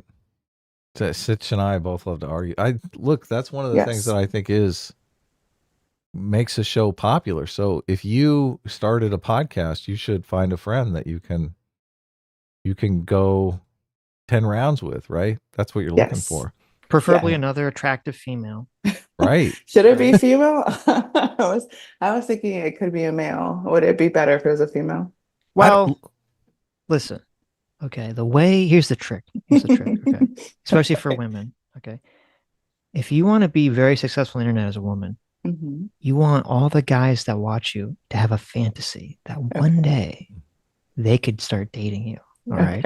One day their contributions will pay off, right? So if you have a man there and it's like, oh, are they flirting? Do they have romantic chemistry? Like it kind of ruins it. But if you got two women, you're like, hey, I don't know, man. It's got double the options here, right? Okay. That's a good point. I like that. Okay. Maybe I'll go with an attractive woman. There you go. Yeah. The man and woman thing is an interesting dynamic. Obviously, Anna Kasparian and Cenk Uygur, they're a man and woman team, but I think they get around what you're talking about, Sitch, by Cenk being so much older than Anna. He comes off more as like a fatherly figure or an uncle. Yeah. So true. Yeah. they don't have that relationship chemistry that is throwing everyone off. I agree with what you're saying, Sitch. It just it kind of flusters me that we live in this world where women have to use their sexuality to be popular. They can't just use their intelligence. Well, okay. Hold on. First of all, let's turn the soy down a little bit. A little bit. Listen, did I peak up to 21%? I'm sorry. Here, let me dial it back. We went to 21%. It's not a question of like a woman should, or even a man should use their sexuality. It's just a question of what just is. Okay. Right. Part of the reason that I think anime is so much more popular than a lot of Western stuff now is because the Japanese people still know that they want to draw women super hot and men super hot for women. Like, if you look at the most rabid, large female fan bases for storytelling, it's almost always anime because there's always a bunch of hot husbandos that they can latch onto that you just don't see in American media anymore. So it's a very natural thing for a person to, unfortunately, look at someone who's attractive and say, well, because they're attractive, they're suddenly more credible in what they're saying, right? And it's sad. I mean, I wouldn't be surprised if So you agree with me? a big chunk of Hassan's audience are people that just because, oh, they think he's a hot himbo, so therefore they listen to him. Like if Hassan was really ugly, I think he'd actually be significantly less popular. Yeah, he'd be as popular as Bosch. Exactly. Yeah. So there you go. Exactly. Which is still Great popular, point. but not, you know. Not as popular. Not Right. stratospherically popular. Yeah. Exactly. Do you think Hassan would have been able to get away with the horse stuff? Hassan did it runs in the family, right? So yeah, maybe. Hassan did a real dude bro show that he spent his entire career trying to live down. So the idea that Hassan is saving Lolicon to his computer seems laughable to me. It just doesn't seem. I know that it's a lot of people on the left. They kind of want to have their cake and eat it too. They want to say, "Oh, look, conservatism is completely driven by disgust," but then they want to say, "Well, conservatives also engage in this terrible behavior that is mitigated by disgust." So it's kind of that seems like a giant contradiction in what the people on the left are saying. But who knows as far as the song goes? True. What? Good point. Yeah. So what would have you thought more about the format, or you seem like not nervous at all? Is this your first live stream that you've ever been on? My second, but the first one was quite a long time ago. I don't even remember how long ago. It was a long time ago on someone else's. Yeah, and they had a sometimes very new small people. audience. Yeah. Oh, sorry. Well, sometimes new people come on and obviously they're terrified, and Mhm. you kind of have to get over that. I don't think that's a bad thing. And if you do a live stream and you are terrified, I don't think it's like a death warrant. I think the common response, the normal response, is to kind of be terrified in these kinds of situations. And I mean, it goes back to evolution, obviously. If you you're all by yourself and you crest the hilltop and you see a bunch of people standing there, you immediately think, "Oh my God, I'm gonna die." Right? So it's kind of the same lizard brain experience when you're standing up all by yourself on a stage and everyone is looking at you. You're like, "Oh my God, they're gonna tear me limb from limb." So Yes. and I do think that kind of maps onto the internet experience, which is kind of interesting. I wonder often how much of TikTok is gaslighting, how much they play with their numbers and gaslight people into becoming addicted to their platform by making them seem like they have more viewers than they actually have. Oh, that's interesting. You think they do that? They manipulate the numbers on purpose in order to like recruit more creators? I've read that they have a viral switch, and when somebody creates a new account, their ultimate goal is to give them some piece of viral content immediately so that they get hooked. And I remember my first pieces of content that got a substantial number of views, and it does make an impression on you. You do have this idea that, oh, this is, people like this is interesting. You get kind of a status boost that I do think is addictive. And I do think a lot of content creators continue to make content because they're trying to achieve that same feeling over and over again. Some of these channels that get 200, 300,000 subscribers and their content just falls off, their videos are not even really cracking 10K views. That's I mean, I do feel sorry for those people. It's Mhm. like, I don't, is it time to pack up when that happens? Sitch, what's gonna happen when our views fall off? Are we gonna pack it in, or is it But time don't to say pack it that. in? Do we go down the Peter Coffin route where we're still Mm, continuing to try to make videos? No, we just start grifting harder. Okay, we throw away all our principles. We become either socialist or, I guess, fascist, right? And then we just go full on libs bad. I do think this drives that kind of behavior.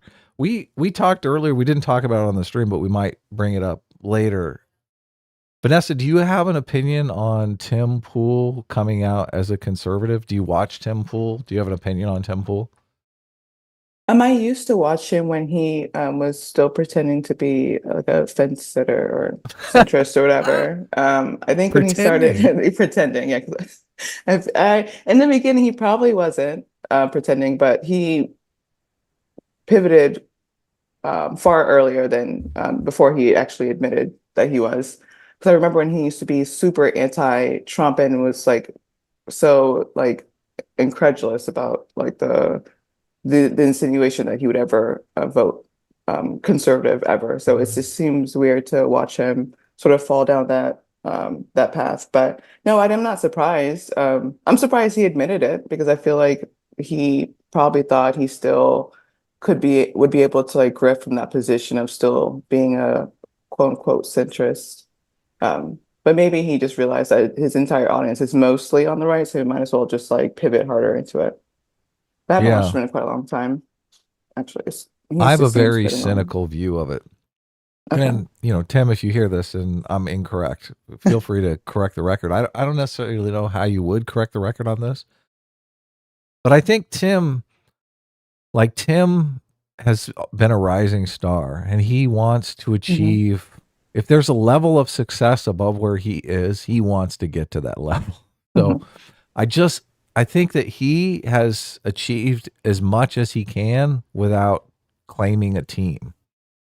And he, like, Daily Wire is far more successful than Tim Pool, but I think Tim Pool thinks he could be Daily Wire. Daily Wire makes I think they made $100 million in sales last year. Wow, That's that's yeah, that's incredible. like, yeah, it Yeah, is that's incredible. huge.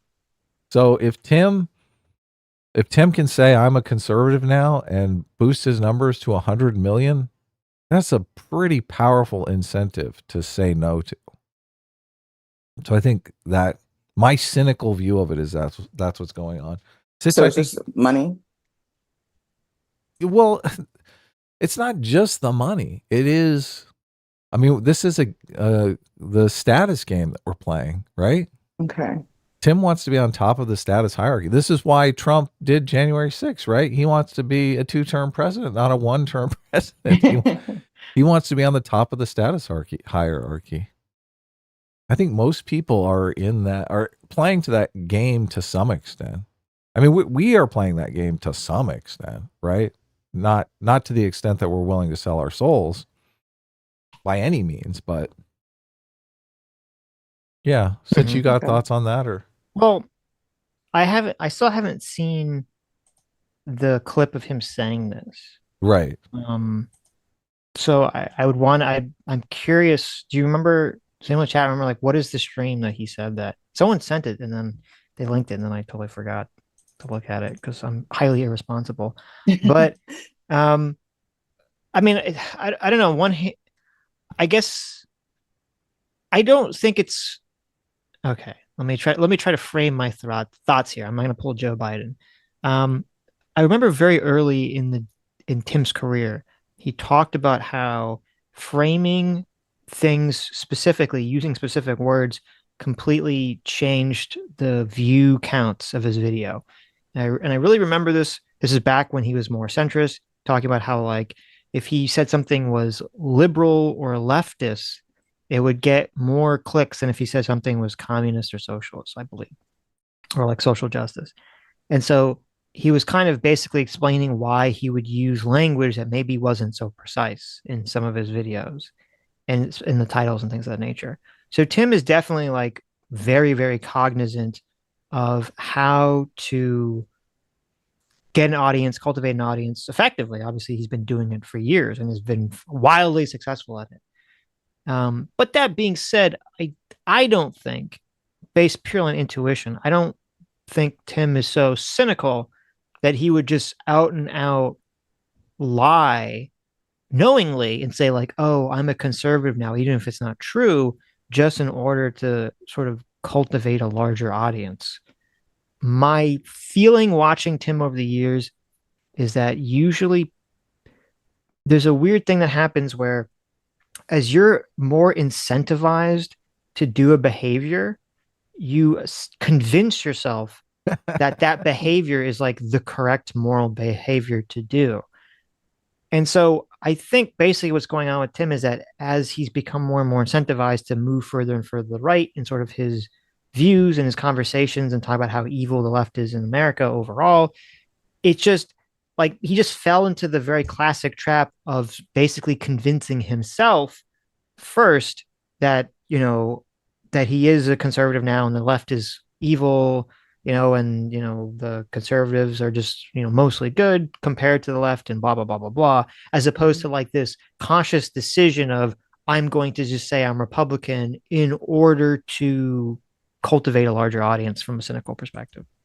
That'd be my guess. Right. As he articulates more of the conservative positions, they just have a bigger sway on his out. Are you I'm done. okay? Yeah. You got a sore throat. Oh no. It's okay. Take over, you But guys. Look, when that happens, It's you're like supposed to it's just funny to watch you you're go. supposed to talk. What are you Funny to watch you doing? go. Let's We're all also sit like- in silence while I die. There's- Did we? I don't know. Did we talk about the Well, the I just want to FBI? say, Okay. I want to say something about Tim Pool before we move on. Well, this is about Tim Pool, but okay. Go ahead then. Oh no, did we talk about the FBI agent who, not the FBI agent, the FBI informant who, we did, right? Who told that he heard from Burisma executives that they paid off Joe Biden. We did, or and Hunter everyone Biden. hated it. Our comment Right. section was a bunch of people who were like, "You guys have the worst TDS imaginable." Yeah, of course. Though, yeah, it's obviously. Listen, I'm sorry for your delusion. That's what the guy was found to be lying. I don't know what you want from me. Okay. Yeah, I was like, wasn't he just like Our- indicted or arrested? He was. Yeah, he was Okay. arrested for lying to the FBI, and Yeah. so it's very clear because he was claiming he had these business meetings with these Burisma people, and he didn't. So I don't know what, like, you say TDS all you want. Okay, that's reality. If like you're in the realms of TDS, if that's triggering you. But so when that guy got arrested, Tim tweeted out, "This is witness tampering," right? And it's like, to me, I don't know. That's where you get into the bounds of like, does he actually think that, or is this just obvious bait for Twitter to increase his audience? To claim that arresting a person who lied to the FBI about this, big claim is witness tampering. That kind of plays into the point that I wanted to make. It does, yeah. Tim he is a big fan of CGP Gray's video on anger. This video will make you angry, where Right. CGP Gray lays out an argument that people share more and respond more to angry videos that make them angry. Mm-hmm. And I do think this is why Tim tries to be angry in all of his videos where he's reading a story. It's like he basically explains the story and then he has a rant about how terrible this is. Normally, like how this is being perpetrated by the left and you should get angry. Now we've talked about this before, Sitch. I do think as a YouTube personality, if you're going to play into this angry thing, which Sitch and I we do it occasionally, just performatively, and it's to the point where it's like parody. I feel like it's a little dishonest to play up your anger. If you Yeah. if you're genuinely angry about something, and look, Sitch and I have both been genuinely angry about certain stories. I think if you lean into that righteous indignation, you will do better. Mhm. Where you, as a YouTube personality, where you want to draw the line is where righteous indignation passes into unhinged. Like, Yeah. as soon as you drift into the unhinged realm, then all of a sudden people start losing respect for you. So You don't think authenticity wouldn't be like the way to go in that regard, or oh Never. like yes, phoning it in yes, would be preferable? look, people can sniff out inauthenticity from Yeah. a mile away. So I don't agree with that at all. really, No? you don't Why? think Tucker people can, Carlson's one of the most inauthentic people. He's Good point. wildly popular. Like he after simping for Trump for years, it's revealed totally lying. He actually dislikes Hated Trump. something, yeah. He hates Trump, calls him fucking a demon. No one gives a fuck because he's too useful to the movement. He's too good at what he does. So I don't think authenticity matters. Now, obviously you have to be good at like acting. Like people don't want to perceive or sense that you're being inauthentic. They want to feel like you're being authentic. But if you're a good actor, I don't think it matters at Tucker all. does Okay. play into the anger thing though. He is Oh no, always super angry. yeah, no, Yeah. the righteous indignation is the key. And this is kind of our problem is that number one, like we get angry on streams sometimes, but it's like you see the evolution. Because like you The will build watch up. the video in the beginning and we're usually not that angry. And it's just like, oh my God. It's just like after watching this like person say the dumbest shit ever for like an hour, it weighs on you and you just, blow up. But I think we and Adam have a problem because we try to not be angry, number one, which is bad. And then number two, we also try to calm everyone down and be like, listen, the world isn't ending. The country is not falling apart. And these are all things that are terrible ideas for building a successful audience. So I guess what we're telling you, Vanessa, is that you need to be really angry and you need to talk about how everything is awful and going to fall apart. And that's how you become And successful. that's how we become That is successful. the secret Okay, well, to that's success. fantastic. So the appearance of authenticity that's what I should strive for, just to Yes, Okay. exactly. But not Okay. actually being authentic. but not That's actually being bad. authentic. Okay. Right. Got Yeah. it. You get yourself. Okay, no, here's the fucking trick here. Okay. Okay. You Here's get another hot girl Mhm. that has like very different political opinions from you. And you Okay. guys just argue with each other, right? That would be interesting. That's it. Okay. I And could you get easily really find angry that, with yeah. each other. Get really righteous indignation. So where are you on the black pill into the world spectrum? Are you closer to the like it's all coming to an end, the darkness is encroaching, or are you more happy-go-lucky like Sitch and I tend to be? I think I teeter between the two, just depending on the day or week, I guess. Whatever political. I mean, I used to be really into politics since I was 17. I started off as like a libertarian and then conservative up until like registered Republican up until the January 6th. And then I think at that point I was like, well, I don't want to be associated Wow. with that group anymore. So now I'm not registered with any party. And now I'm a bit more centrist, and it's mostly because of being a part of the community. I sort of like started leaning a bit more left, but I'm still center right, I think. But now at this point, I don't know, I am a little bit jaded with politics just in general, which is why I don't even want to make my content to focus on it. Like I'll have like some conversations about it on the podcast, but not as much. You want to talk about Game of Thrones?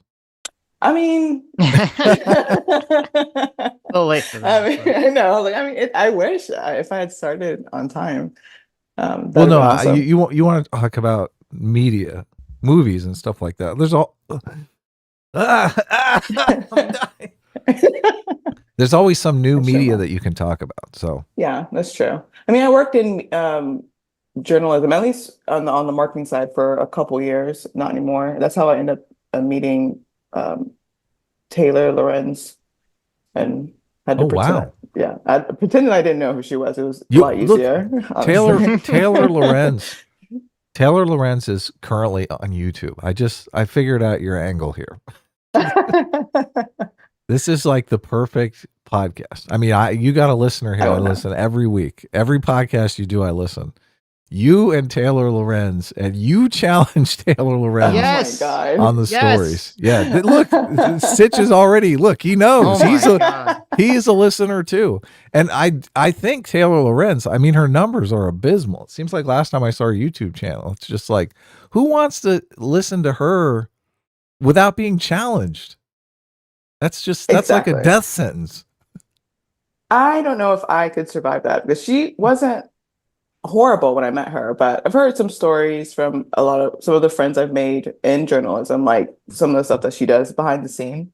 And I won't like go into it too much because they told me it in confidence, but she's not a very good person, to be honest. So I wouldn't want to like team up with her.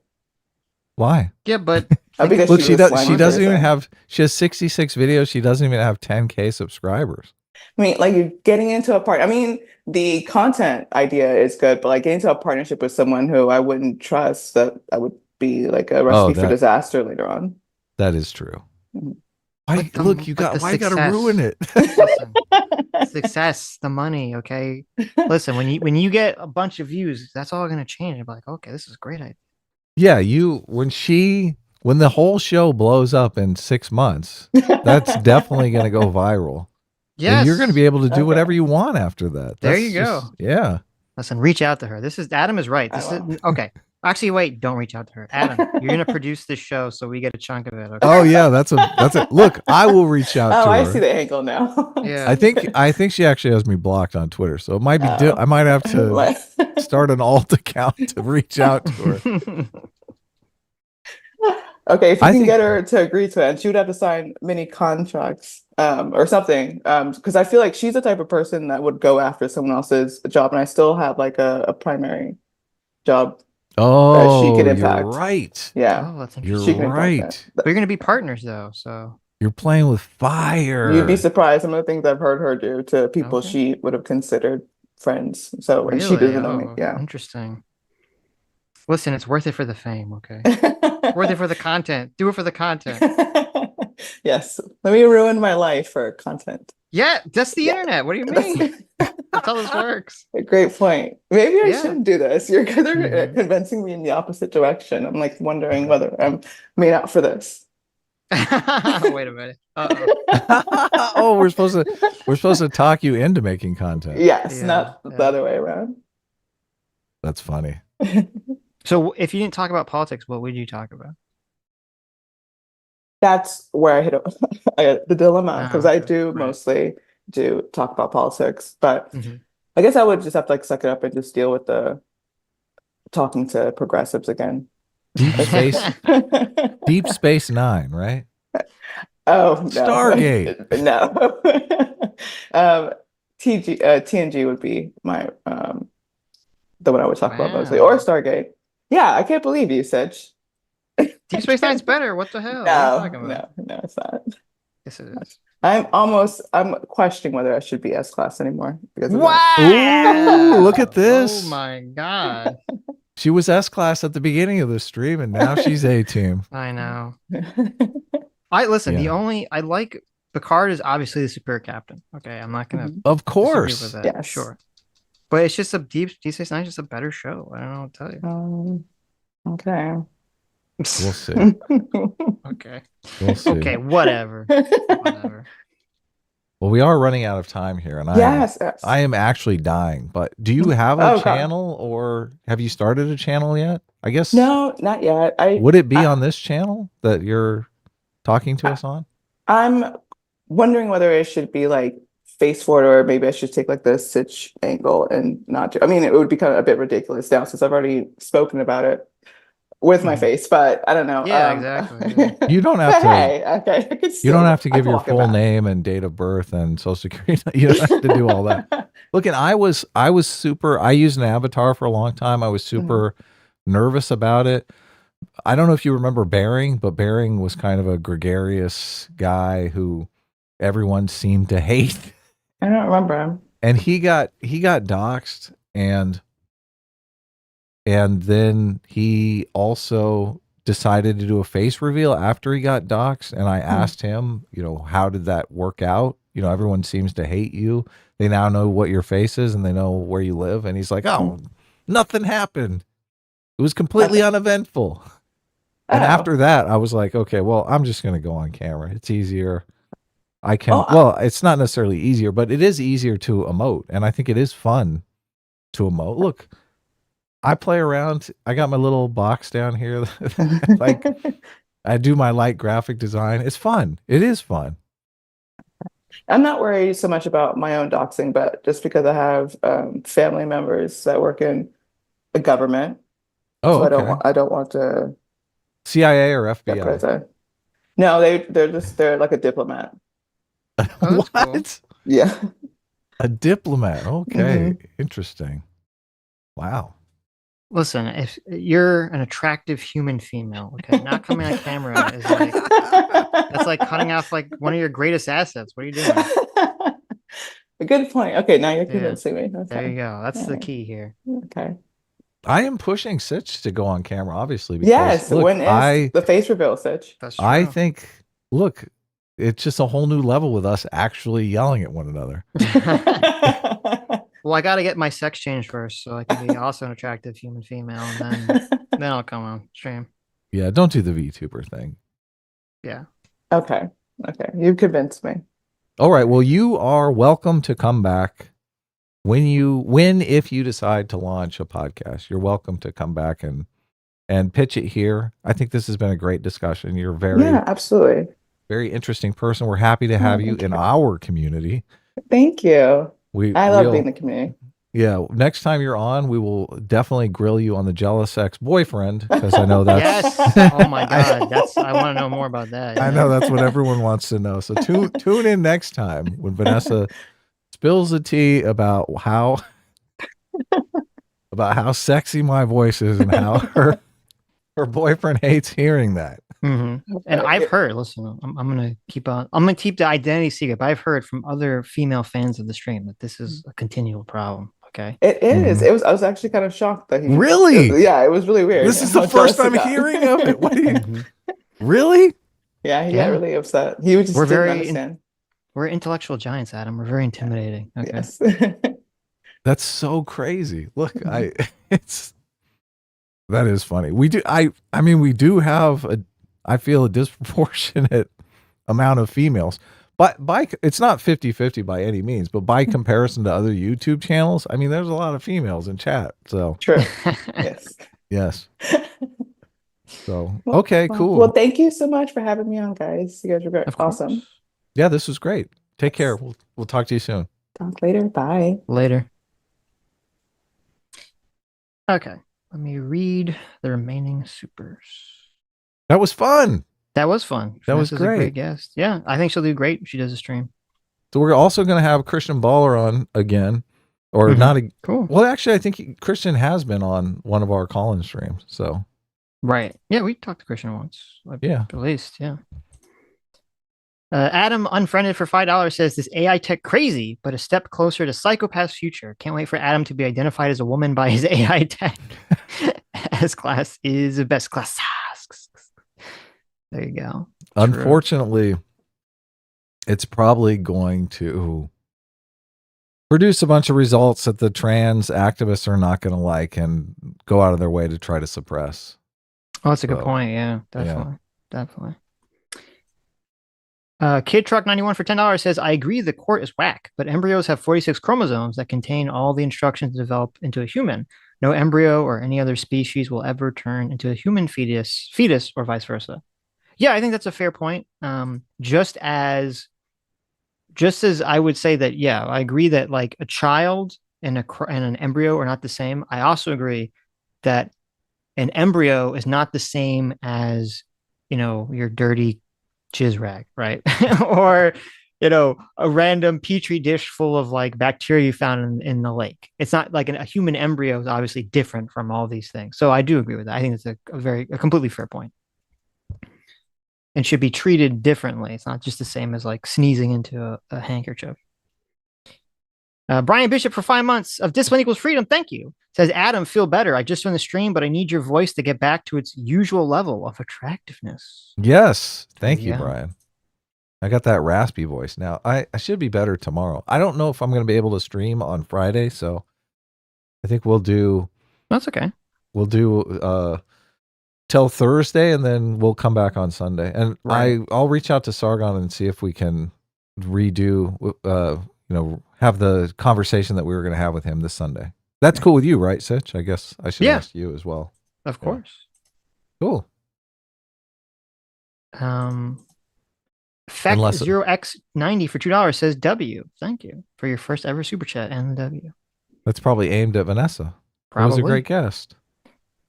Calvin Paffer for $5 says, shit, Vanessa does have a great voice. She might have to move up a few seats on the best S and A girl bracket. There you go. Look at that. Wow. Look at that. There's a bracket apparently. Wow. Who knew? I have not seen that bracket. But I haven't either. Who else? Are you allowed to say who else? Who else said that they had a jealous ex-boyfriend? Jealous of the Sitch and Adams show? I cannot say. No. You can tell me off stream. Woo! I'll tell you off stream. There you go. All right. This was great. Kablam, kabloom. What's our outro? See you at the same kablam time at the same kablam place. Take care, everybody. See you tomorrow. Can we do the bye-bye together? Is that possible? Like 3, 2, 1. Bye-bye. Look, you didn't do the bye-bye. Oh, I'm sorry. I kind of zoned out. All right, let's try it again. 3, 2, 1. Bye-bye. Sorry, I just... Okay, ready? I'm going to do this time. Ready? 3, bye-bye! 2, bye-bye.